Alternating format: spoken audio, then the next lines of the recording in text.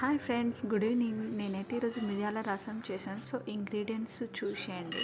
Pan పెట్టేసుకొని జీలకర్ర 1 spoon, మిరియాలు 1 స్పూన్, 2 ఎండుమిర్చి, వెల్లుల్లి రెబ్బలు వేసుకొని 2 minutes డ్రై రోస్ట్ చేసుకొని పౌడర్ చేసుకొని పెట్టుకోండి.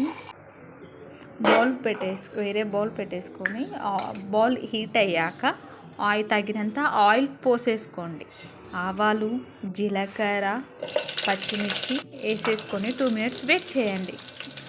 ఎండుమిర్చి, ఆనియన్ వేసుకొని కలిపేసుకోండి. కలిపి 2 minutes ఆగాక టమాటా వేసి ఒక 2 minutes వెయిట్ చేయండి. ఆలోపు చింతపండు నానబెట్టుకొని కొంచెం రసం కోసం పిసికేసుకోండి. రసం తీసి పక్కన జాడీలో ఒక బౌల్లో ఉంచేసుకోండి. ఆలోపు కరివేపాకు వేసేసి పసుపు, సాల్ట్ వేసి కలిపేసుకోండి.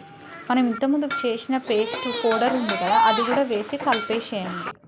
దాన్ని కలిపేసుకున్నాక మనం ఇంతకుముందు తీసుకున్న చింతపండు రసం ఉంది కదా, అది కూడా పోసేసుకోండి. దీన్ని ఒక 5 minutes మరిగించేసాక కొత్తిమీర, పుదీనా వేసి ఒక 2 minutes మరిగించండి. మనకు మరిగించేసాక మిరియాల రసం అనేది రెడీ అయిపోతుంది.